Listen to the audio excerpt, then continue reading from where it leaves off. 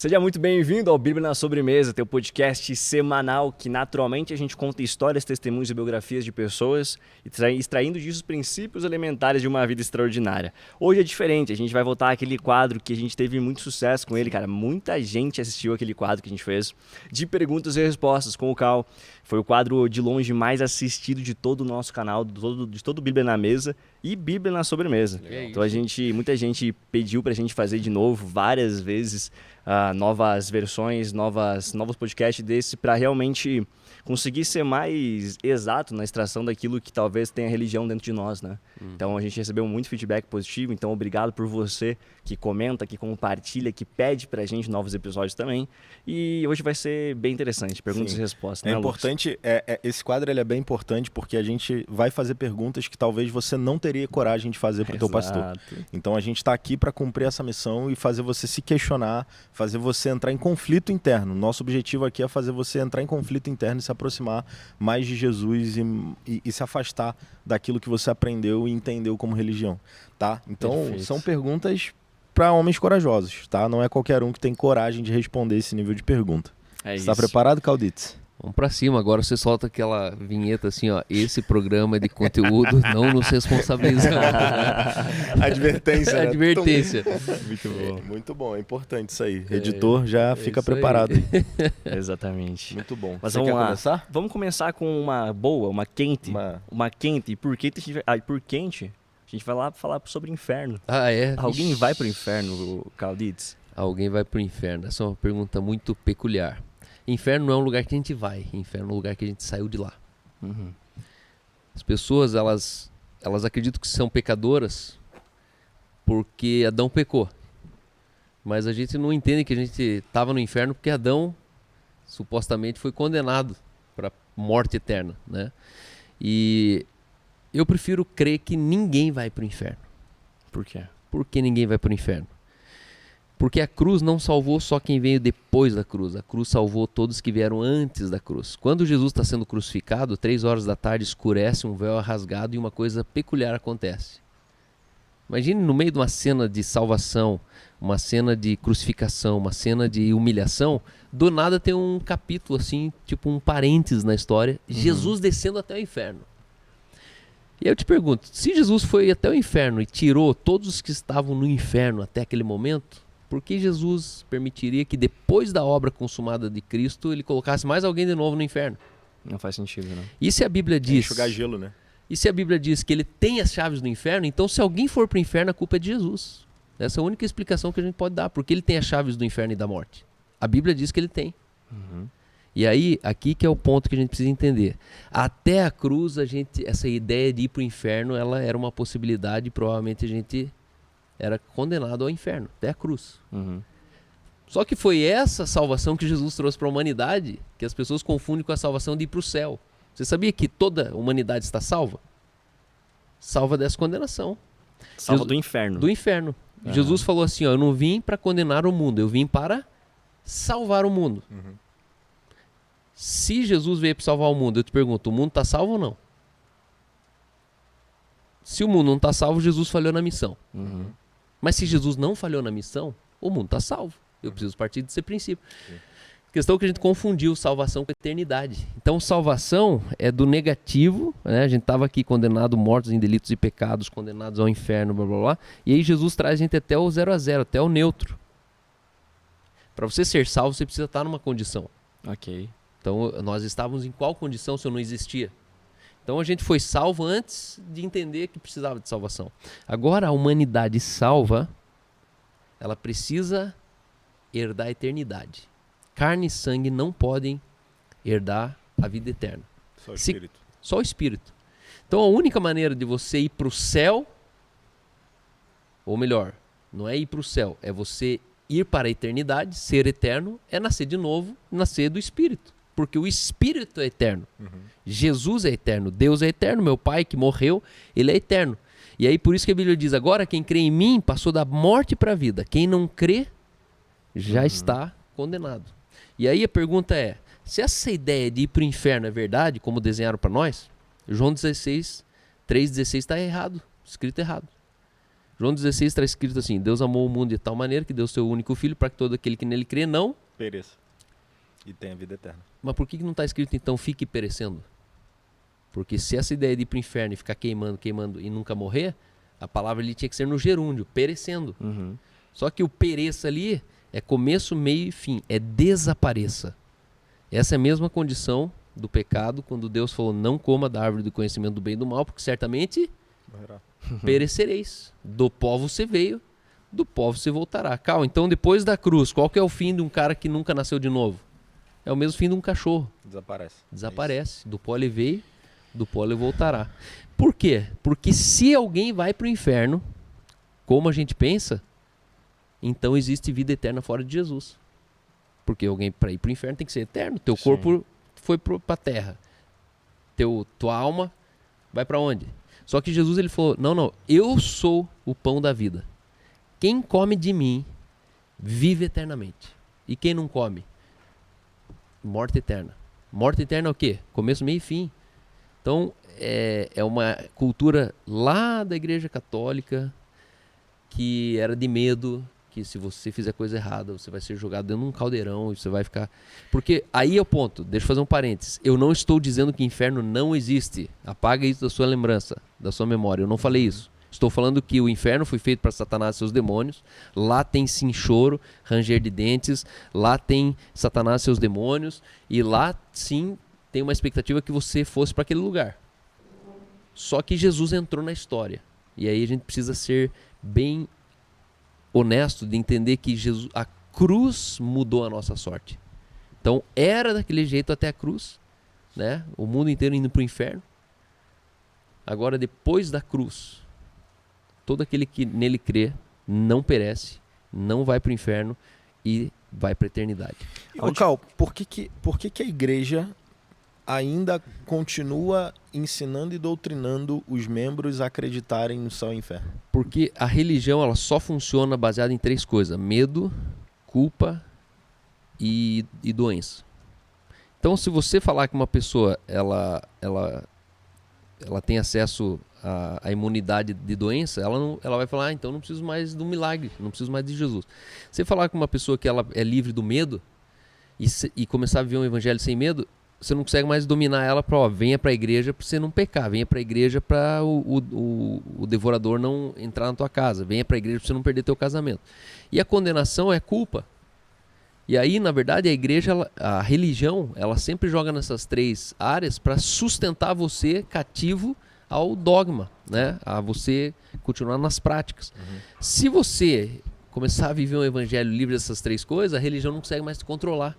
Você se torna livre, de fato. Então, na verdade, o medo, por exemplo, do inferno, foi um dos maiores evangelistas da história. Sim. Porque ele salvou mais gente pelo medo do inferno do que pela expectativa do céu.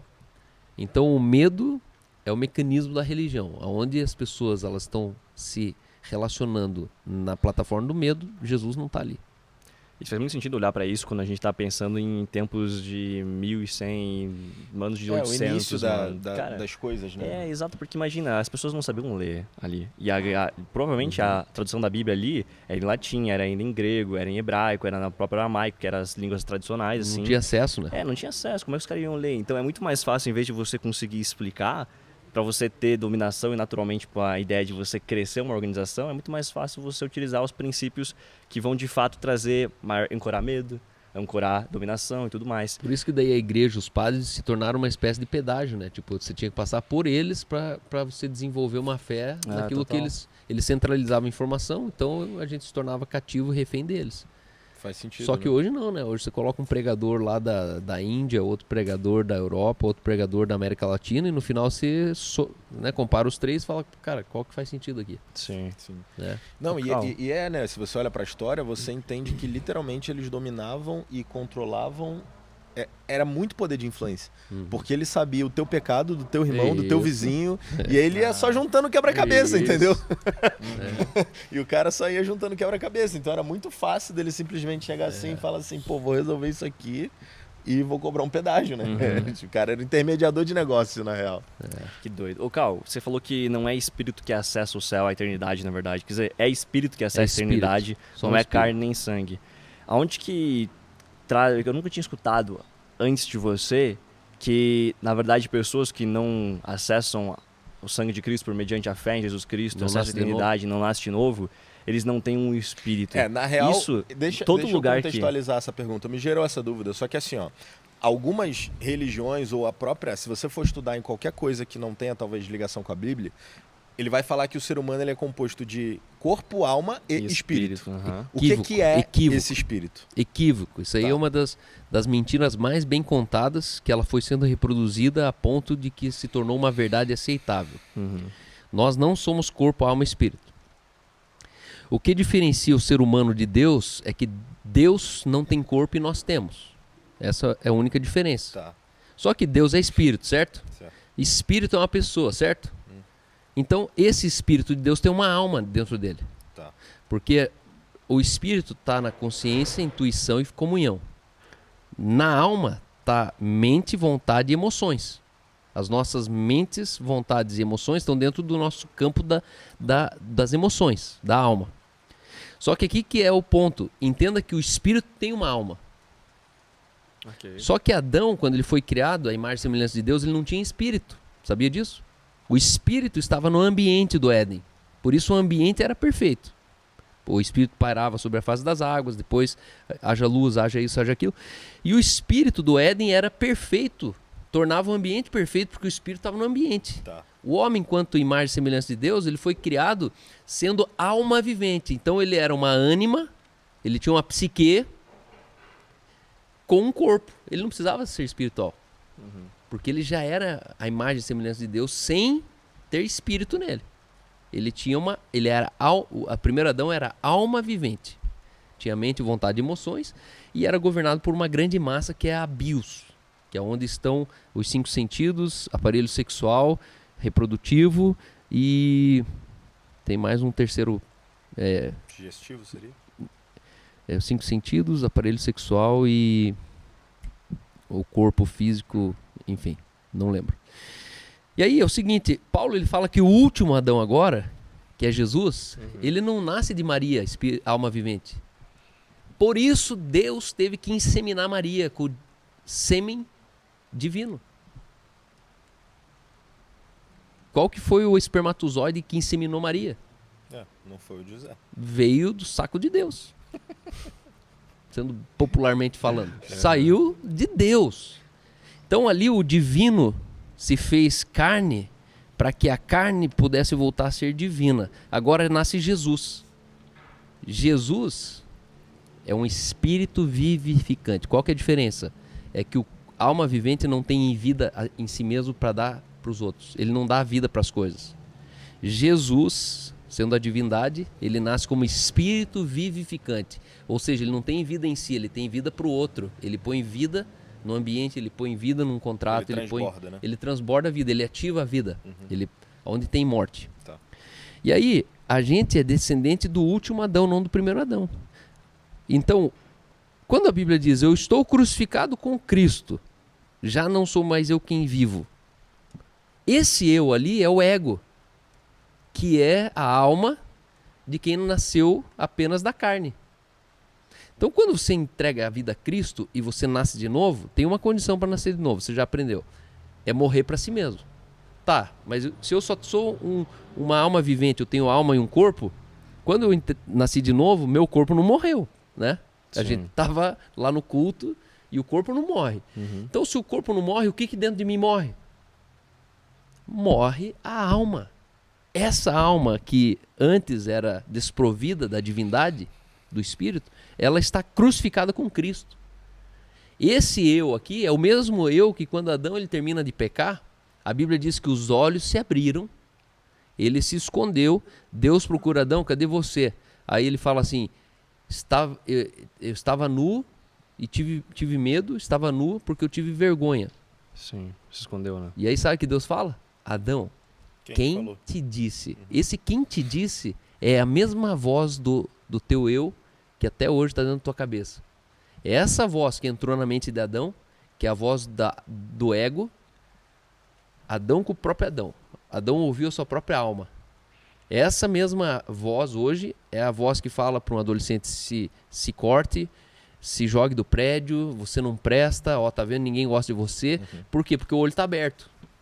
Quando a gente nasce de novo, essa voz aqui, ela é sepultada, ela é crucificada, e agora já não sou eu quem vivo, mas Cristo vive em mim. Só tem um jeito de Cristo viver em mim. Que esse viver que agora eu vivo pela fé. Como que eu posso viver pela fé? Sendo nascido de um espírito. Porque agora eu nasci do espírito, a alma minha está sepultada e o espírito, eu vivo debaixo do espírito que tem uma alma. Então agora não é mais a minha alma, não é mais a alma a tua do meu alma. espírito. Isso. Por isso que tem todo o impacto nas suas mentes, vontades e emoções. Por isso quando alguém nasce de novo é tão mágico e ninguém entende como. Porque a partir dali são novos sentimentos, são novas intuições, são novos desejos, são novos sonhos, novas visões. Por quê? Porque agora você literalmente ressuscitou com Cristo. O Espírito de Deus, o Espírito de Cristo, o Espírito do Abba está dentro de mim. E agora eu sou um homem não mais humano espiritualizado, mas eu sou um homem espiritual em estado humano, em forma humana. Humanidade é a nossa forma, não é a nossa identidade. Eu estou em forma humana. Muito bom. É só o casco, entendeu? A forma humana é só o plástico. Só que quem eu sou é a água. Isso aqui é uma garrafa de água, não de plástico. Faz sentido. Ó, pega uma garrafa de água para mim ali. Não, mas não é uma garrafa de plástico? Não. Ela não é garrafa de plástico, ela é uma garrafa de água. Porque o que conta a identidade dela é a água dentro dela. E aí, esse é o ponto. Ainda que eu morra, eu vivo eternamente. Por quê? Porque o meu corpo não me define mais em quem eu sou. Porque se eu fosse o meu corpo, eu morreria e minha vida acabaria ali. Então, pro cara que tá, assim, ó, o cara que tá assistindo esse podcast, que tá afastado de Jesus, ou que nunca aceitou e declarou, confessou Jesus como seu único suficiente salvador, a partir do momento em que ele faz isso, no espiritual ele muda. Se não nascer de novo, você, do pó você veio, do pó você voltará. O único jeito de eu ser da vida eterna é nascendo de novo. E aí Nicodemos chega e fala, Jesus, mas como que eu faço isso? Vou voltar pro ventre da minha mãe?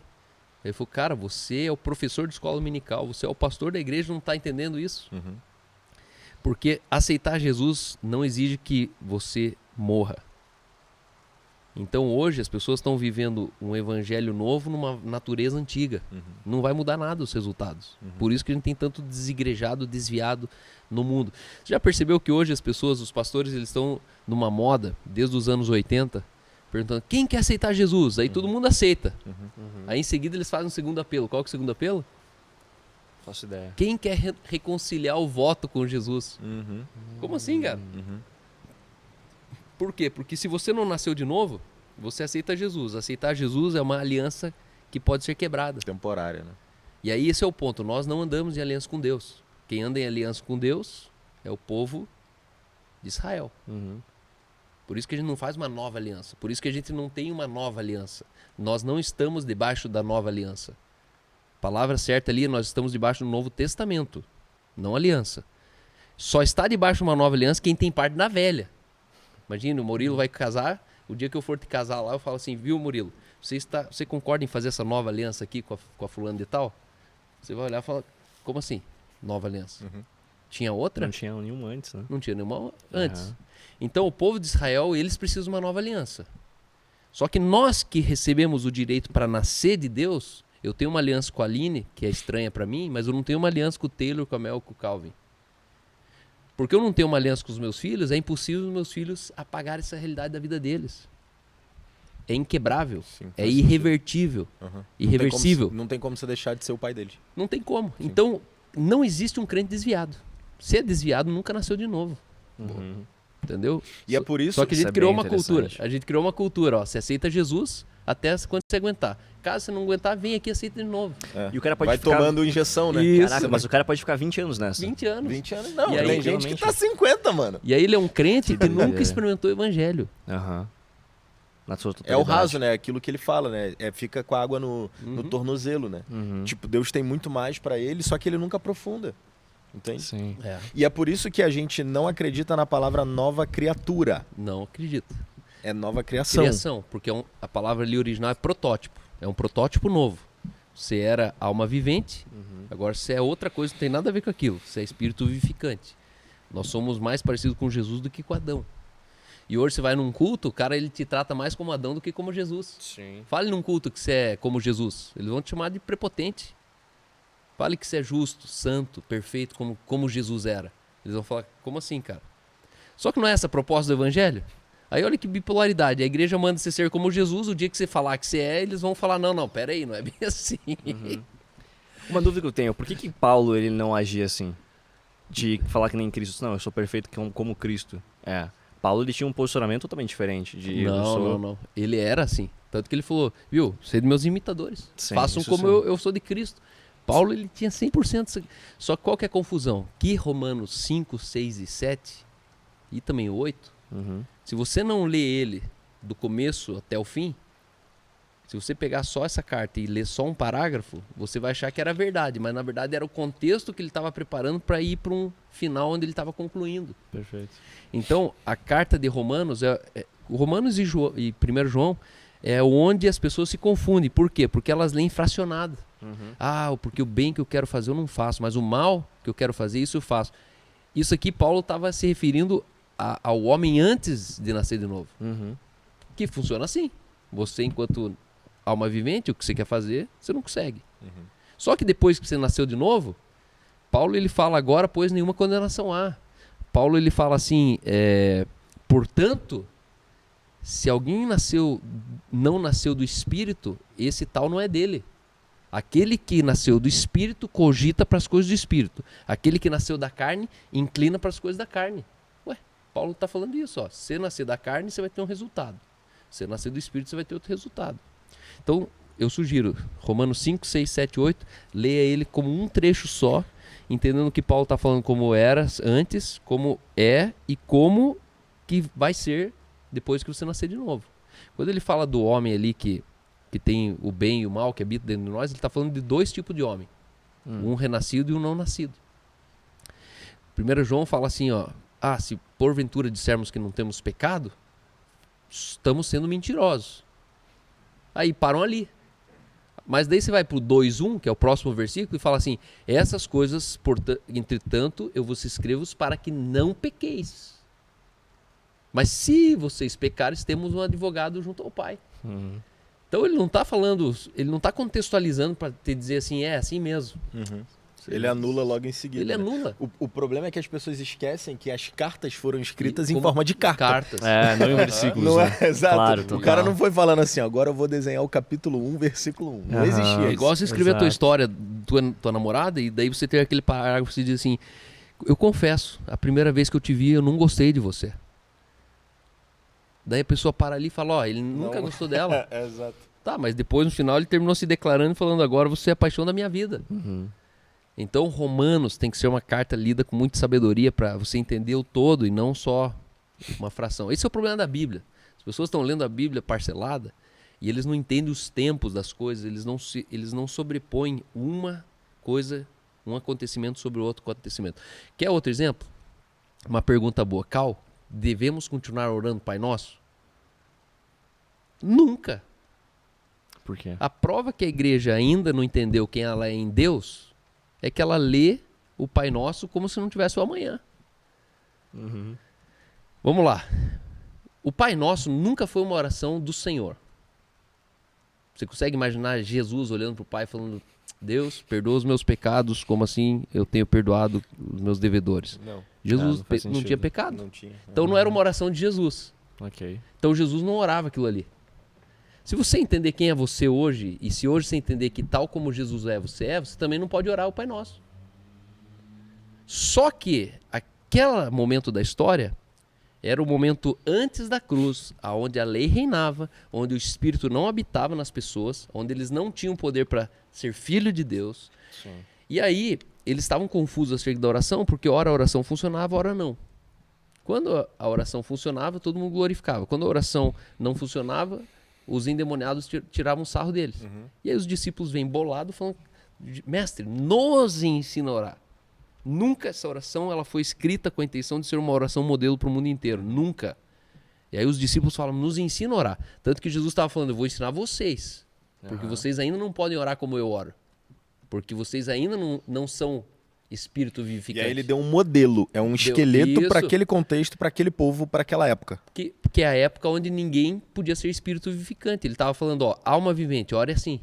Só que ele não era alma vivente, ele era espírito vivificante já. Aí ele diz, quando vocês orarem, ore assim. Pai nosso que está no céu. Você ora assim hoje? Se você ora assim hoje, você está enganado. Porque o Pai Nosso hoje não está no céu. A Bíblia diz que nós somos templo, morada de Deus. Deus habita dentro de nós. Não está mais no céu. Ah, calma, mas ele não está também no céu? Não, ele está também no céu. Só que você não se relaciona com Deus no céu, porque você nem sabe onde que é o céu. Santificado seja o teu nome, venha a nós o teu reino.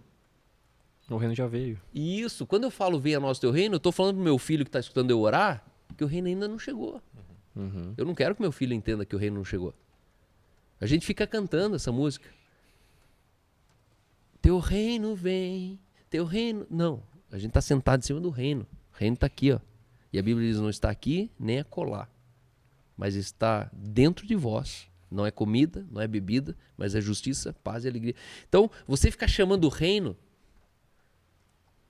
tá tudo errado. Perdoa as nossas dívidas, as nossas ofensas, como nós perdoamos. Você tem certeza mesmo que você quer ser perdoado por Deus na maneira que você perdoa alguém? Na sua medida. Você tá frito, mano. Nossa, tá doido. Se dependesse de Deus me perdoar do jeito que eu perdoo alguém, eu tava morto. Só que antes da cruz, essa era a condição. Deus te perdoava na medida que você perdoava alguém. Depois da cruz, o jogo vira. Hoje, sabe qual que é a única condição de a gente perdoar? Na medida que eu fui perdoado. E Jesus, ele ilustra isso com aquela parábola do servo credor, que um cara devia para um patrão. Aí ele vai, o patrão pede, cobra ele implora, pelo amor de Deus, era uma dívida lá bilionária. Aí ele sai dali, encontra um amigo dele, que tem uma dívida de R$100, vai no pescoço e fala, cara, me paga. E aí a Bíblia diz que esse chefe, esse patrão, ele olha essa cena e fala, o quê? Você foi tão ricamente perdoado e você não vai perdoar essa dívida michuruca aqui? Vai para os verdugos. Seja jogado para os verdugos. Jesus estava ilustrando que depois da cruz não é uma opção você não perdoar alguém. Coitados de você se Deus encontrar você não perdoando alguém. E aí ele termina dizendo, o pão nosso cada dia nos dai hoje. Quem vive de pão nosso cada dia é passarinho. Se eu viver com o pão só de hoje, eu não consigo ser generoso. Nós não vivemos com o pão de cada dia, nós já vivemos com o celeiro cheio. Essa é a proposta da vida em abundância. Jesus falou, eu vim para que tenham vida, mas agora não é mais só a vida, é a abundância de vida. Fonte inesgotável de recursos. Essa é a diferença entre prosperidade e abundância. O crente, antes da cruz, ele podia viver prosperamente, mas não abundantemente. O que é uma prosperidade? É a ausência de necessidade. É um pico. Não me falta nada. É um pico, né? É um pico. Só que assim, a prosperidade é a ausência de falta. Não me falta nada. Ok. Mas eu não consigo dar nada para você porque eu não tenho. Então não me falta para mim, mas eu não consigo ser generoso. Sabe aquela tiazinha que no domingo lá, culturalmente, né? A família brasileira sempre tem o franguinho assado com maionese e tal. Eles vivem prosperamente. Todo domingo tem o franguinho assado. Mas se você ligar lá e falar, ô tia fulana, tudo bem? Tô indo aí almoçar. Posso almoçar? Claro, meu filho. Só traga mais um franguinho. Por quê? Porque ela é tão próspera que ela não tem um segundo frango para pôr na mesa que você está vindo. Interessante. Então, quem vive de prosperidade é o povo do deserto, que é o maná de hoje. Não tinha como estocar o maná. Só que não é a proposta de Jesus que a gente viva de maná. Não. Depois da cruz, ele falou agora, vocês são fonte inesgotável de recurso. Firmes e constantes, sempre abundantes. Sempre abundante. Então eu não vou ficar, Deus, manda o pão de hoje. Você tá louco, cara? Eu não quero viver com o pão de hoje. Eu quero ter já para enriquecer uma cidade inteira. Eu quero distribuir, quero ter celeiros. Eu quero armazenar. Eu quero ter riqueza. E aí essa vida é abundância. E aí, voltando à pergunta, né? Pai Nosso. Do Pai Nosso. E livra-nos do mal. Amém. Eu te pergunto, ele nos livrou já do mal ou não? Sim. Sim. Então por que eu estou pedindo para ele livrar de novo? Esse mal aqui não é um mal com U, é mal com L. Esse livro-nos do mal, Jesus se referia ao mal que Adão e Eva conheceram na árvore do conhecimento do bem e do mal. Mal com L. Quando Adão ele come do fruto do conhecimento do mal, o mal ali significa 3 palavras. Penes, ponos, poneros. Toda sorte de miséria, maldade e enfermidade. Ali entrou maldade, miséria e enfermidade. 3 coisas que nós, seres humanos, fomos criados por Deus, a sua imagem e semelhança, para não nos relacionar com isso. Em Deus não tem maldade, em Deus não tem miséria, em Deus não tem enfermidade. Sim.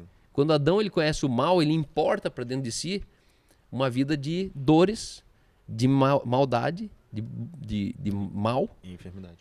E miséria, que é pobreza. Então Jesus ali no final, ele fala assim, ó, livra-nos desse mal. E aí na cruz, Jesus nos dá o direito para sermos feitos filhos de Deus. Quando eu sou filho de Deus, eu não posso esperar nada aquém de uma vida livre de maldade, de miséria e de enfermidade. Por isso que a gente tem poder sobre a doença. Por isso que a gente tem poder sobre a pobreza. A gente tem poder. Só que não é um poder que é da minha performance, é um poder que é da minha natureza. Eu nasci de Deus. Se Deus é assim, eu também sou assim. Não quer dizer, Cal, que eu, mesmo depois de nascido de novo, não posso ficar doente, não posso passar por um momento difícil. A grande questão é que isso não vai me... Isso não tem poder para me matar mais. Não quer dizer que você não vai ter, mas entenda que não é normal você estar doente depois que você nasceu de novo. Você vai ver que a maioria dos crentes eles são um pouco doentes. Eu mesmo na minha casa não sei o que é isso. Não sei o que é isso. Tenho 4 filhos, um já tem 1 década e eu não sei o que é dormir uma noite no hospital. Eu mesmo não lembro a última vez que eu estava doente. Minha esposa, meu pai morreu, sepultei ele sem um diagnóstico de câncer, de um monte de coisa, sendo que meus avós tinham. Então, não é que a gente não vai ter, é que a gente vai ter, tem que ser diferente. Não é normal. Pobreza, por exemplo.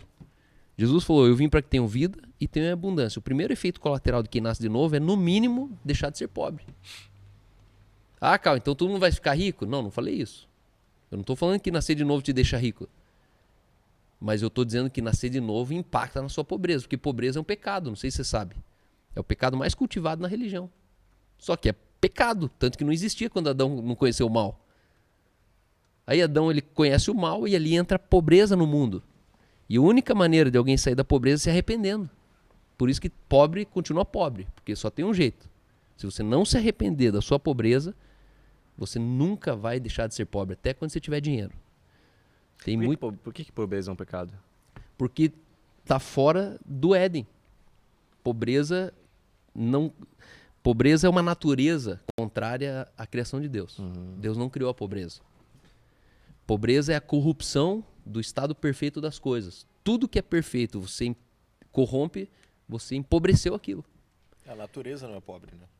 A criação divina, a natureza nunca não é pobre. É o contrário, a natureza é uma das coisas mais ricas, abundantes. Riqueza, riqueza, riqueza. Eu falo, né? As pessoas falam, o mundo vai acabar por causa da comida. Vai acabar comida no mundo. Meu irmão, se a gente ficar 7 dias sem comer, você ia ver o tanto de coisa no mundo que ia apodrecer sem ninguém comer, de tanta multiplicação todas as manhãs. Obrigado, hein? Que é isso, só com o nome hoje. Obrigado. Tudo. Padrão Barista Curitiba. Linda.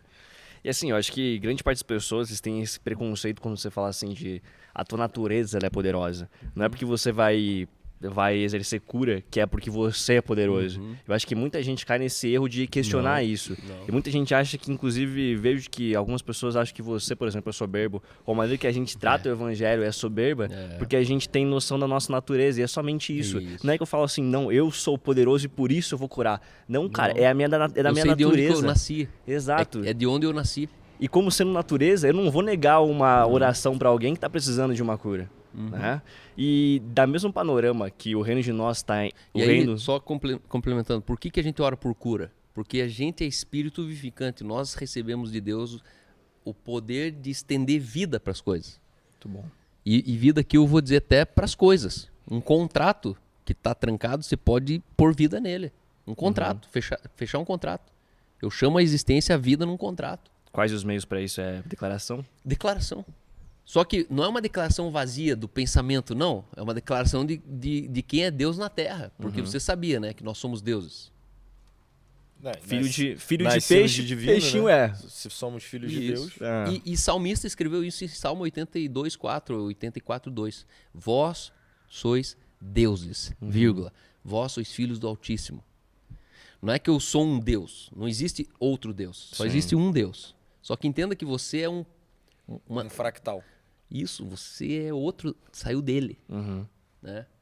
E esse é o mistério que Paulo ele falou, o mistério que estava oculto há séculos. Agora está revelado. Que é o quê? Cristo em vós. Porque Cristo em vós, e Cristo em vós não é para você ser poderoso por dentro. É para você ser visto na divindade por fora. A imagem e semelhança de Deus em você tá para fora. Quando as pessoas olham para você e falam, meu, tem algo diferente nele. E a gente precisa começar a experimentar essa realidade. E, Cal, por que as igrejas brasileiras não estão falando disso, cara? Assim, ó, porque... difícil você achar uma congregação, uma igreja que tem esse nível de Porque os pastores têm que nascer de novo. Eles não têm a experiência sendo espírito vivificante. Eles são almas viventes que aceitaram Jesus. Por isso que a alma vivente que aceita Jesus, ela precisa todo dia... Quero morrer pra mim mesmo, quero matar minha carne. Ele fica todo dia tentando matar aquilo que acorda com ele. Porque ele nunca morreu pra si, entendendo que ele nasceu de uma nova criação. Cara, quando você nasce de uma nova criação, faz anos que eu não sei o que quer dizer assim, eu quero crucificar o meu eu. Cara, se eu crucificar o meu eu tô crucificando Cristo, porque o meu eu é Cristo. Uau. Eu e Cristo somos um.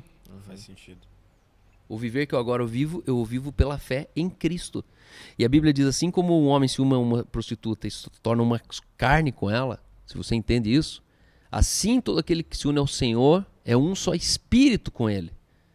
E aí aumentou a nossa responsabilidade, porque se eu sou um espírito com Deus, tudo que eu penso, Deus está pensando, tudo que eu falo, Deus está falando, tudo que eu estou agindo, Deus está agindo, tudo que eu estou sonegando, Deus está sonegando.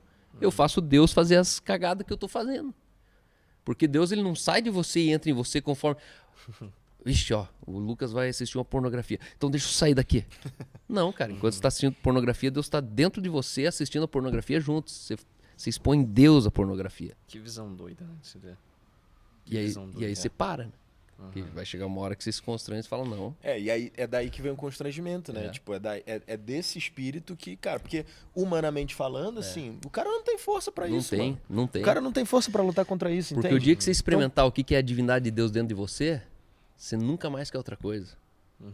Por isso você nunca vai querer ofender a Deus dentro de você. Você vai falar, não vou fazer isso com Deus. Sim. Né? Sim. É igual uma Isso esposa santa, né? Você casou com uma esposa santa, você é constrangido todo dia quando você faz uma besteira do lado dela. Fala, mano, por que eu tô fazendo isso com ela, cara? Porque eu não quero que ela mude disso. Eu não quero que ela seja perversa, eu não quero que ela seja tirana. E aí, na verdade, você para de fazer... Porque a religião, ela sempre se orienta pelo certo e errado. O reino se orienta pelo justo do injusto. Então, tem muita coisa errada que a gente faz que é justo fazer. Por exemplo, a Bíblia até dá esses exemplos, né? Você mentir é errado, mas você mentir para salvar a vida de alguém é justo, correto? Eu não diria que é mentir para salvar a vida de alguém. Esse é um exemplo assim meio... Porque daí a gente vai na beira os fins justificam os meios, não é isso. Mas, por exemplo, nós temos a Constituição brasileira e temos a Constituição do país que a gente pertence, do Reino de Deus, que é a Bíblia. E aí os apóstolos falam, antes importa mais agradar a Deus do que aos homens. Então, eu me oriento pela Constituição do reino que eu pertenço. Então, nesse reino aqui, importa que o mundo inteiro escute o evangelho. Então, onde é proibido escutar o evangelho, eu vou fazer sendo proibido mesmo. Ok. É o princípio da lei maior. Okay. Então, não é uma questão de a gente ficar mudando, manipulando o certo e errado na terra. Não. É uma questão de a gente se orientar no princípio da lei maior. Se a lei maior está me dizendo para mim justamente fazer uma coisa que é errado na terra, eu vou lá e faço. Por quê? Porque é justo fazer. Boa. Então as pessoas estão se orientando pelo certo e errado e não pelo justo e injusto. Isso aqui. Boa. E aí que, cara, o certo e errado, ele é muito relativo. Muito subjetivo. Tudo que é certo na Alemanha, você vem pro Brasil e fala, não, mas aqui dá para fazer aborto. Porque é certo lá na Alemanha. Lá na Alemanha tem autobahn. Você pode ir já 300 por hora. E aí, como é que fica isso? Pô, então eu mudei de país, agora o que era pecado não é mais pecado. E esse é o ponto. A nossa legislação, a nossa Constituição não é terrena. Está acima de toda a terra. Está acima da moral, da cultura, está acima de tudo isso. E daí de lá, na nossa Constituição, lá diz que se você quer conhecer uma mulher, deixa casa de pai e mãe e tipo, conheça a tua mulher e passa ela pro teu nome. Sim. Né? A gente transa depois do casamento no Evangelho, porque a nossa Constituição diz que é assim. Então não importa se na terra todo mundo transa antes, moram junto. Não importa. Do país que eu venho, lá a gente aprendeu assim. Aproveitando o gancho de marido e esposa, Cal. Dá pra casar errado? Dá pra casar sem Deus no casamento? Como é que é a tua visão de casamento, assim, ó? Quero entender. Vamos mudar. Essa é polêmica. Vamos fazer uma pergunta bem boa. Tá. Pode divorciar? Pode divorciar? Dá pra casar errado? Como é que é isso? Pra começar, casamento, alguém um dia falou que é a experiência mais próxima do céu ou do inferno que o ser humano pode viver. Todo casamento, se não é o céu, você deve estar vivendo a experiência mais próxima do inferno na Terra. Uau. E isso é muito bruto, porque no fundo só quem tá lá sabe que é assim. Sim. Ou vai ser muito bom pra você falar, cara, parece o céu isso aqui. Ou já tá sendo muito tenebroso que você fala, cara, isso aqui é o inferno, não aguento mais. Todo dia acordar, né, com os mesmos problemas. Mas a religião, ela vai falar que só existe um precedente para divórcio, que é o adultério. A Bíblia não está falando que isso é precedente para divórcio. Porque se adultério me legitima para divorciar, então o amor está errado, ele não tudo suporta. Aonde existe um adultério, aonde você se sente legítimo em divorciar, você está dizendo que o amor perdeu. Porque o amor tudo sofre, tudo espera, tudo crê, tudo suporta. O tudo inclui o adultério. Então, um casamento santo, ele é a prova de adultério. Cal, o que você faria se você soubesse que meteu uma galhada? A Aline foi lá com outro pastor e meteu uma galhada. Meteu uma galhada. Tem que ser muito... Ele ainda usou outro pastor. Não, outro pastor. Pra piorar mesmo, assim. Não é nem o cara ali, não. É o outro pastor. Eu ia falar pra ela, se desinfete logo e volte pra casa. Se limpe e volte pra casa. Por quê? Porque eu falhei alguma coisa. Você falhou alguma coisa? Só que eu nunca ia me divorciar dela. Porque eu não casei com ela por causa do sexo dela. Então não é o sexo que vai me divorciar dela. Só que é o seguinte, existe na Bíblia um precedente para divórcio. Qual que é? É todo casamento que Deus não uniu. E aí é que é o ponto. Esse aí que é o ponto. Como é que o cara que não tem a noção de nada disso, ele vai ter a consciência de que Deus uniu, que Deus casou com ele? A Bíblia diz que o que Deus uniu não separe o homem, certo? E o que Deus não uniu? Quem disse que é para ficar casado?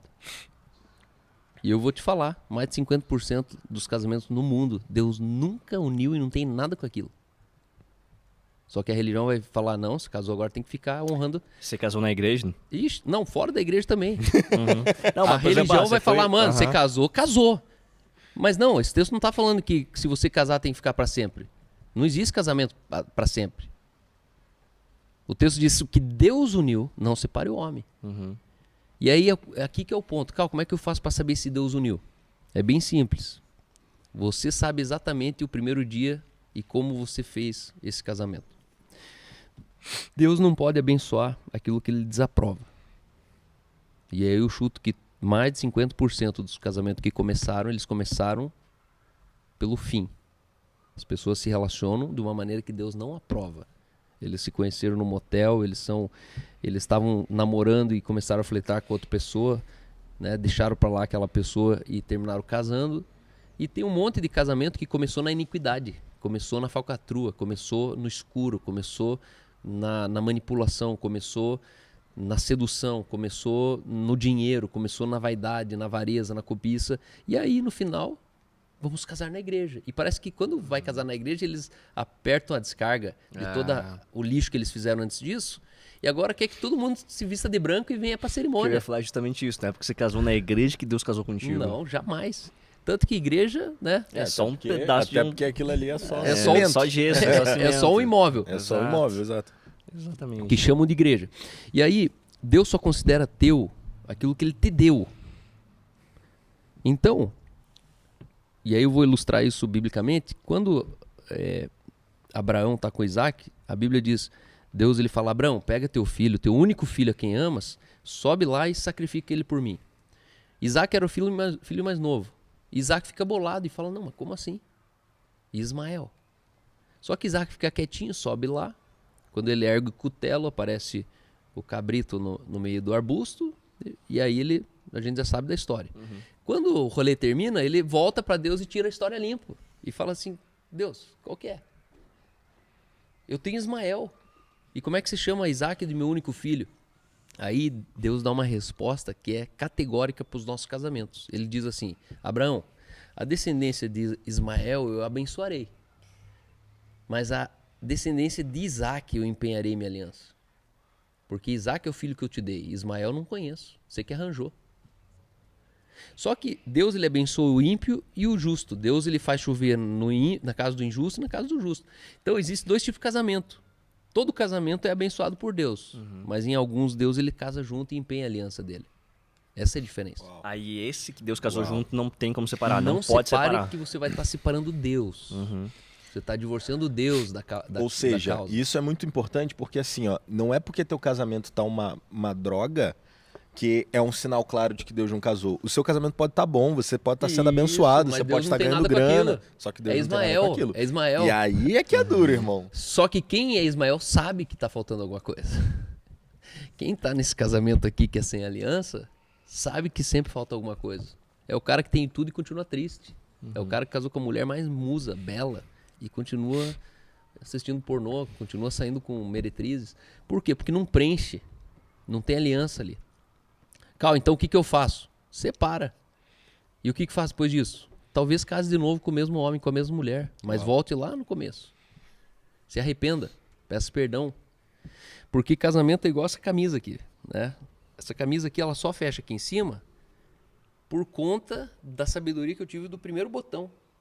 Se você errar o primeiro botão, meu irmão, você vai ficar a vida inteira tentando fechar aqui e não vai fechar. Por quê? Porque é uma lógica. Como você começou, determina como você termina. O reino de Deus funciona assim. Como você começou, determina como você termina. Então não se iluda. O tempo ele não apaga as coisas. É o contrário, não ficará nada oculto e encoberto debaixo do céu, que Deus não venha revelar. Então todo BO, toda tramóia, você fez cagada, teu casamento não está funcionando, primeiro se pergunte.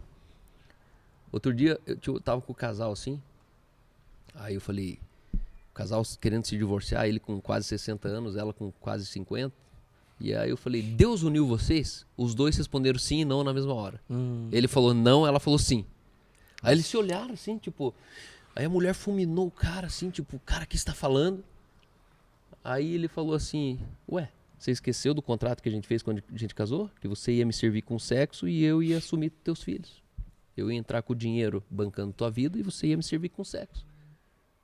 Cara, a mulher queria matar o cara na minha frente porque ela ficou muito envergonhada. E aí ele olhou pra mim e falou, Cal, eu só continuo casado com essa mulher se ela voltar lá no começo. E você com a Aline, nós quatro, você casar a gente de novo. Mas eu quero casar pela razão certa.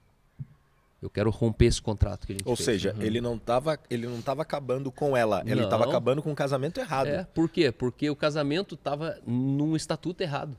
Cara, pense que eles fizeram isso conscientemente. O cara fez isso combinado com a mulher. Faz o seguinte, você tem teus filhos, eu não tenho filho mais, criei meus filhos. Eu preciso de sexo, de uma companheira em casa e tal. Você me sacia nisso que eu te sacio naquilo. E aí esse cara tava arrependido, porque ele falou, o sexo não tá funcionando, eu tô saindo no prejuízo. Sim. E eu não quero mais isso. Imagina o arrependimento do cara pra chegar pro Cal e falar isso, né? Eu quero abdicar de um casamento de, sei lá, homem vários anos, assim. Pra cacete. Tem que ser macho, irmão. Então Deus não tem problema com quem você casa. Sabia? Deus tem problema como você casa. Isso é bem importante. Como você casa que determina, isso é bem importante. Cara. Porque não adianta casar com um santo do jeito errado. Né? Deus, guarda isso aqui, ó, guarda no teu coração. Deus não aprova abençoa aquilo que ele desaprova. Deus não abençoa o que ele desaprova. Então tem muita coisa que a gente está orando, Deus abençoa o nosso casamento, abençoa. Deus ele olha e faz assim, tipo, eu não posso abençoar isso aí, porque eu não aprovo o jeito que vocês fizeram. Vocês pegaram atalhos, vocês quebraram princípios, vocês não foram fiéis, vocês... Porque daí você suja Deus, né? E às vezes é por isso que esse conceito, né, essa lógica, funciona nos negócios, funciona em tudo. Né? Não adianta você pedir para Deus abençoar um negócio que tu já sabe que ele não pode. Tende a dar errado, né, cara? Você está pedindo para Deus abençoar a tua empresa e sonegando imposto. Deus não pode. Porque Deus ia abençoar você no imposto. Se ele realmente te abençoasse, ele ia ter que abençoar você sonegando. Não, Deus não pode. Ele fala, não, filho, eu não abençoo. Porque é igual meus filhos, né? Meus filhos, eles vão um dia aparecer falando, Daddy, isso aqui é minha namorada. E eu sempre digo, naquele momento, ou ele vai arrancar um sorriso de mim, ou ele vai arrancar uma decepção de mim. É na hora que você olha e faz assim... Aí eu tô desaprovando. Por que eu tô desaprovando? Porque eu não gostei daquela mulher pro Taylor? Não. É porque eu já sei o que vai acontecer com o Taylor ali. Aí o Taylor fala, Dad, mas você abençoa a gente? Eu vou falar, não, porque eu já sei o que você está fazendo. Não vai ser bom para você, filha. Eu não posso abençoar o que vai ser ruim para você. Então tem muito casamento que Deus nunca casou, nunca uniu e eles estão lá segurando a onda porque não pode divorciar. Em contrapartida, se Deus uniu, entenda, nenhum outro jeito que você vai viver na terra vai ser melhor do que isso. Muito porque bom. Deus casou junto. E quando você separa um casamento que Deus uniu, você está divorciando Deus. Não está divorciando você da tua esposa. Você está divorciando Deus de você, Deus, tua esposa de Deus. Cara, e essa realidade é muito triste, né? Porque eu conheço muitas histórias de muitas pessoas que casaram na igreja com o princípio errado, com o princípio totalmente errado, mas porque casaram na igreja, elas estão a vida inteira casadas junto e com esse medo de divórcio, e vendo totalmente um casamento ruim, uma família ruim. E a religião, né? A religião funciona na base do medo. Só que pode ter certeza, é os filhos crescer e sair de casa, que um dia o religioso sai do armário. Todo religioso na encruzilhada da crise, ele vai dar o grito de independência. Sim. Só que é uma pena que ele vai perder 30 anos de vida. Ele já podia ter divorciado com 12 anos de casamento. Porque qual que é o medo? Não, se eu divorciar, eu vou pro inferno. Se eu divorciar, não vai, meu irmão. Se divorciar, no máximo que vai acontecer é viver igual mendigo na terra. Porque o problema do pecado não é que ele muda a gente na eternidade. O problema do pecado é que ele sabota a gente de viver o céu na terra. Esse é o único problema de parar de pecar. Por que tem que parar de pecar, Cal? Porque senão você não vive as realidades do reino no dia a dia na tua vida. Fazendo um paralelo do reino, Cal, eu quero que você explique pra gente o que é o Éden, se terra prometida, a gente vai alcançar isso um dia, a gente vai viver isso aqui. O que é isso? A gente tem que desmistificar um pouco. Por quê? Porque ninguém vai pro céu. A Bíblia diz que vai descer um novo céu, uma nova terra, nessa terra. Ok. Então, depois do fim, Deus ele vai descer uma nova Jerusalém. Então, é como se descesse um mundo completo no planeta Terra. É isso que eu acredito. Vai mudar a skin, tá ligado? Vai mudar. Sim. E aí é o seguinte, Deus ele plantou um jardim no Éden, não é jardim do Éden. Então tinha um lugar geográfico onde Deus foi lá e colocou uma atmosfera. Éden significa atmosfera, não é uma cidade, mas é a cultura dessa cidade. E aí quando Adão ele peca, ele perde essa cultura do Éden. E essa cultura do Éden é o desejo cumprido, é um sentimento de plenitude permanente. Aí ele perdeu. Éden significa prazer. Ok. Prazer você vivendo num estado pleno de prazer 24 horas. Sem comer, sem transar, sem dormir, sem dopamina. Mas de onde que vem esse prazer? Esse prazer é a atmosfera, vem é o oxigênio. É o oxigênio. Eu não preciso de nada para estimular meu prazer, porque eu estou em estado de êxtase. Aí ele perde o Éden. Ele é colocado para fora do jardim, porque naquela árvore tinha a árvore da eternidade. Então ele morto, se ele comesse da árvore da vida eterna, ele seria eternamente separado da eternidade, a morte eterna. Então quando Deus ele tira o homem do Éden, é o primeiro ato de redenção da humanidade. E aí vem o religioso e fala, tá vendo? O pecado separou Deus do homem. Nunca. O pecado nunca separou Deus do homem. Nunca. Isso é mentira. Tanto que quando o homem peca, Deus vai atrás do homem. Adão, cadê você? Então, quando ele perde o Éden, aí você vai perceber que Deus ele faz uma segunda tentativa, que é levar Moisés e 2 milhões de pessoas para Canaã. Terra que emana o quê? Segundo o Éden. Segunda tentativa de Deus colocar um novo Éden para o homem. Aí aquilo que era para durar 40 dias, dura 40 anos. Eles levantam 5 grandes pecados, né? Murmuração, luxúria, idolatria, blá blá blá. E aí eles são sabotados de entrar de novo no Éden, que é o lugar de prazer. Deus tinha um plano com aquele povo ali de levar eles num lugar, numa terra que mana leite e mel. Aí, segunda vez eles levantam ídolos e a segunda vez eles se relacionam com o mal e ficam por ali mesmo. Aí na terceira vez, o que eu percebo? Que Deus ele desistiu de colocar o homem no Éden. Aí o que ele fez? Leva o Éden até o homem. Ele nos deu o direito de receber o reino dentro de nós. E agora não é mais que eu vou para um ambiente onde tem Deus. É que o Éden entra dentro de mim, a ponto de hoje eu ter vida em mim e o ambiente está sem vida. Por isso que nós somos a vida do ambiente por onde a gente passa. Eu e você, como templos de Deus, como arcas, né? A arca da aliança hoje não é mais uma caixa, é eu e você. Nós somos a presença de Deus, a arca da presença. Nós carregamos vida nos ambientes onde nós frequentamos. Ontem eu fui no hospital, eu e a Aline, cara entubado, semi-morto.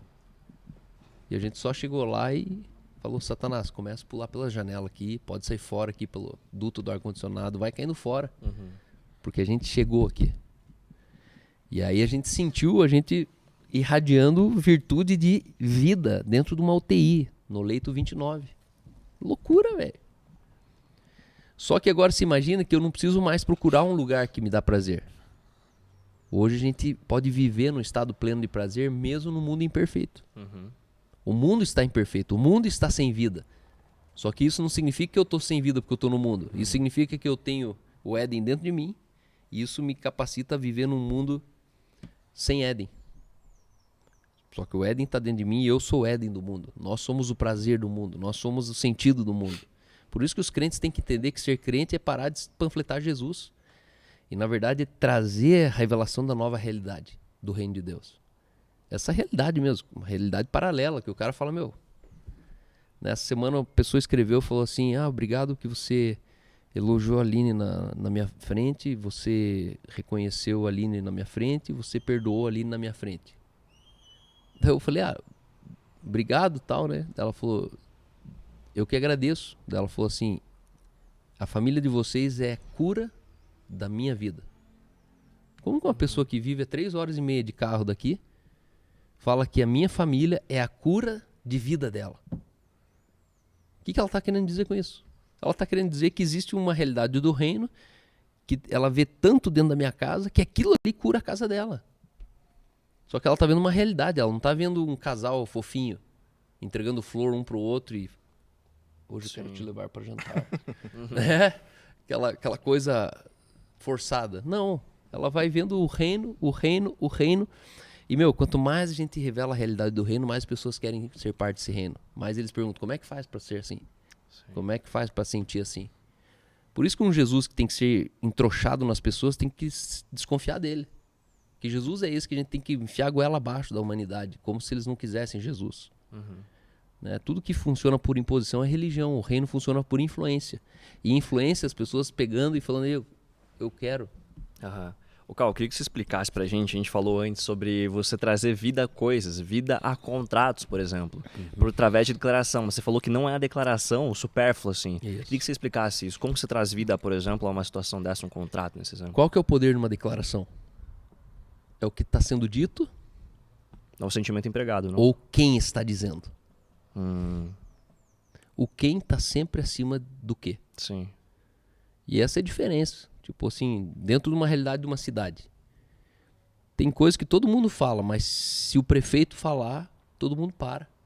Porque o prefeito não pode falar isso. Então, a maior arma de um rei, o maior instrumento de governo de um rei, não é o exército que ele tem, não é a riqueza do reino que ele tem. Qual que é a maior arma de um rei? É a palavra dele. Se ele falar sim, é sim. Se ele falar não, é não. E se for não, cara, ferrou. Muito bom. Então, Antes de você se preocupar se a tua palavra funciona, se preocupe se você é o cara que tem a autoridade para falar isso. Então, a declaração com a identidade, elas são proporcionais. Minha declaração não funciona. Então, provavelmente você não sabe quem é você. É o guarda municipal tentando autuar alguém no trânsito. Tipo, cara, não, você não é agente de trânsito, você é guarda municipal. Você não tem autoridade para isso aqui, ó. Você declarar com essa consciência tem totalmente poder de criação do que você declarar sem saber. Por isso que é importante você entender quem você é no corpo de Cristo, para entender aonde que você atua no corpo de Cristo. Muito bom. Né? Ô, Cal, eu quero dar um espaço para você comentar mais a fundo. Tem um corte no Instagram que foi bem assim, debatido. Bastante pessoas comentando. Pessoas famosas, inclusive cantores, bastante gente, cara, estão bem estourado. Sobre você falando sobre a Bíblia. Que as pessoas, elas... O corte era mais ou menos assim... Até o boné que eu tava irritava as pessoas. O corte era mais ou menos falando sobre você, que as pessoas...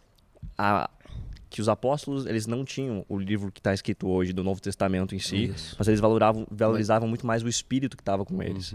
E isso hoje talvez inclusive é um assunto bem, talvez o mais polêmico que a gente vai falar aqui hoje, sobre isso. O que é o que você estava tentando falar de fato naquele pedaço de Reels que saiu, e que você pode explicar pra gente assim sobre valorizar o Espírito Santo, ou a palavra, ou que ponto isso diverge, outra coisa do tipo? Eu nunca vou responder um religioso porque ele é burro. Né? Religioso é um cavalo na descida. Tipo, ele não sabe o que ele tá falando, então ele só reage, ele esperneia, ele xinga, você é herege e tal. Só que naquele corte ali, eu falei que a gente valoriza hoje, como que a gente quer ter os resultados dos apóstolos, valorizando mais uns livros que eles não tinham, se os apóstolos tinham o resultado de fé maior do que a gente que tem o livro hoje. Hoje, a gente com a Bíblia, a gente consegue ser escravo num tempo que os apóstolos, sem Bíblia nenhuma, eles reinavam naquilo que a Bíblia diz. Então, tanto que eu disse naquele corte ali, que os apóstolos, tipo, Paulo nem tinha escrito ainda as 13 cartas da igreja. A igreja não tinha nem nascido. Estava nascendo. E aí, eles confundiram a Bíblia Sagrada com os pergaminhos, com os escritos judaicos. E os escritos judaicos não são a Bíblia. A Bíblia é um livro de 66 livros, traduzido, e a Bíblia diz que foi escrita por homens inspirados por Deus. Ponto. 40 autores, no raio de 2000 anos, escreveram uma obra sem nunca ter sentado junto. Isso é a Bíblia Sagrada. O livro mais lido, mais traduzido, mais vendido, mais perseguido do mundo. Só ali a gente já tem que parar e respeitar a Bíblia. Tipo assim, como assim? Por que não tem uma segunda Bíblia no mundo? Cara, a Bíblia é disparado o livro dos livros. Sim. Só que a Bíblia foi escrita por 40 homens inspirados pelo Espírito. Só que esse Espírito que inspirou 40 homens é o Espírito que habita em mim e você hoje. E aí o que eu quis dizer naquele corte? Que a gente não tem a Bíblia fora da gente, a gente já tem a Bíblia dentro da gente. Então é como se você lesse a Bíblia não mais para aprender a Bíblia, é sobre lembrar o que você não está vivendo a Bíblia. Mas no fundo a Bíblia está dentro de nós. Então quando você lê a Bíblia, por isso que é fácil você escutar uma pregação e de repente você falar, tem alguma coisa errada ali. Não é assim. Só que teologicamente você não sabe explicar o que não é assim. Só que aquilo teu espírito não testifica. E aí o que eu quis dizer? Que a religião, ela se esconde atrás da Bíblia porque ela não tem o Espírito Santo dentro dela.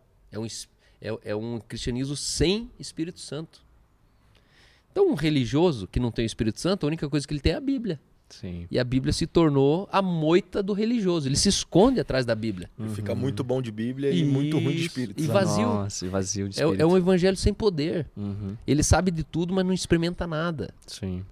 Ele sabe de todo. É professor universitário, já viu? Ele sabe sobre tudo, mas nunca trabalhar de nada. Exato, muito bom. Caraca, que exemplo bom, cara. Né? Então, foi isso que eu me referi. Hoje a gente está cheio de Bíblia e vazio do resultado da Bíblia. Os apóstolos estavam cheios de resultado, Mas se você perguntasse, mas tá escrito aonde? Eles não iam saber dizer. E vazio de Bíblia, né? Porque não existia Bíblia. Isso. O que é engraçado, cara, é que em nenhum momento o Cal, tipo assim, falou mal da Bíblia ou falou que não é a palavra, falou que... Mas é o que ele tá falando, cara. Assim, o cara ele tá assistindo o corte não é pra ele entender uma nova visão de mundo. Ele tá assistindo pra achar uma brecha e poder atacar naquela brecha e querer hypar no comentário, ganhar like. Só que eu amo tudo isso porque eu vejo que, tipo assim, a gente cutucou e eles acordaram.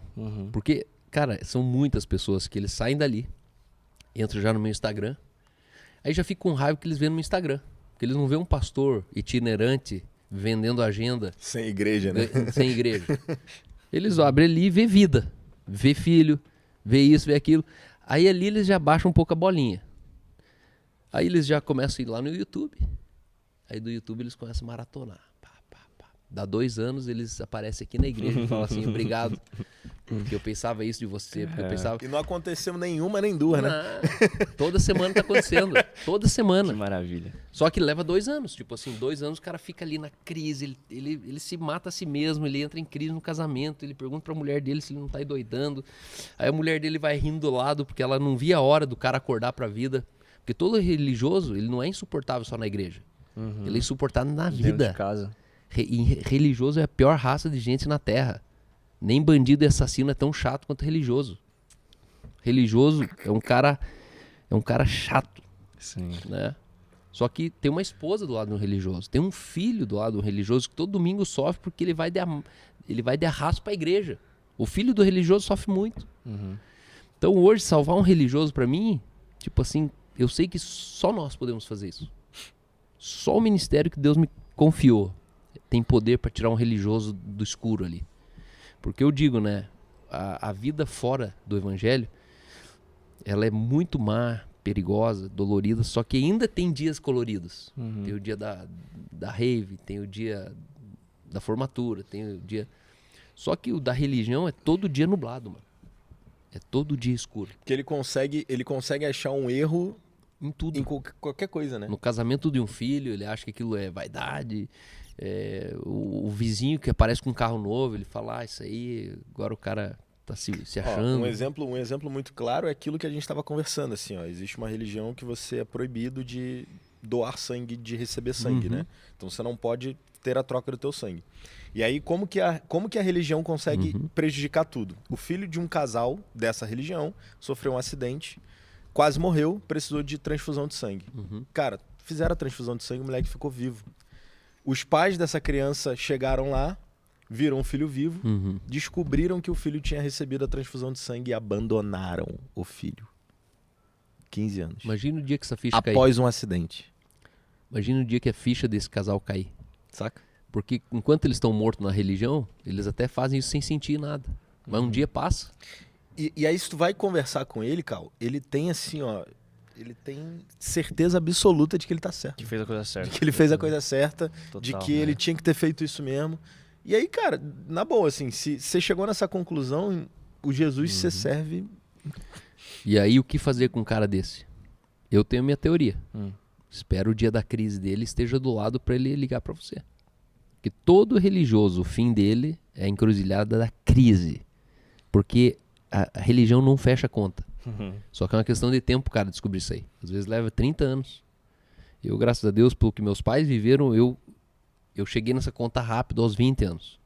Com 18 anos eu falei, não fecha. Tem alguma coisa errada. Só que meus pais, meus avós já estavam vivendo mais de 80 anos esse evangelho que não fecha a conta. Então, todo religioso, ele vai chegar na crise. Ou é um divórcio, ou um adultério, ou é um filho que morreu e o cara morre junto. Porque daí, tipo assim, na religião não te consola no dia mal. Sim. Religião não te sustenta no dia mal. Não funciona. E a única coisa que a gente pode ter certeza na vida é que o dia mal tá guardado para nós. Vai chegar o dia difícil. Entendeu? Muito bom. Questão como que ele encontra a gente. Acho que é isso, né, cara? Se a gente responder tudo agora, não tem outro episódio. Não, isso aqui é a ideia de a gente ter. A gente quer a tua ajuda, inclusive, que está escutando esse podcast, para primeiro você enviar para as pessoas que você sabe. Você é cristão, você com certeza, você é nascido de novo, você tem muitos conhecidos que tem muita religiosidade dentro deles. Manda um videozinho, um corte ali, só para eles sentir um pouquinho. Manda para aquele grupo do WhatsApp, solta no grupo da família no WhatsApp, pessoal. Bom dia, família. Toma. Tem aquela Bom tia. dia, duvido que vocês tenham coragem de assistir isso aqui. Ó. Toma. E aí manda pra gente, manda pras pessoas isso. E manda pra gente perguntas que você tem dúvida, perguntas que talvez você já perguntou pra algum pastor, algum conhecido seu, algum estudioso, e a pergunta, talvez, a resposta dele não te saciou. Você, como o Carl falou, às vezes escutou isso e falou, talvez...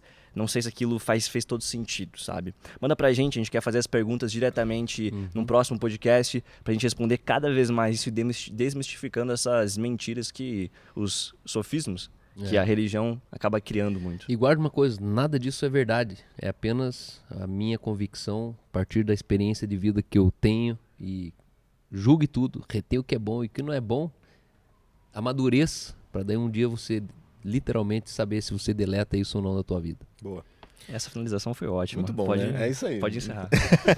Então já sabe, encaminha esse vídeo no grupo da família. Tem que ser no da família, que tem aquela sua tia chata. Então joga esse vídeo lá, tá? Manda pros seus amigos, compartilha com o seu pastor, com o seu líder de célula. Vai ser muito bom gerar essa discussão produtiva dentro da tua casa e da tua cabeça, né? E que, de fato, você consiga amadurecer com essas informações. Nos vemos no próximo Bíblia na Sobremesa. Valeu. Valeu, pessoal. Abraço.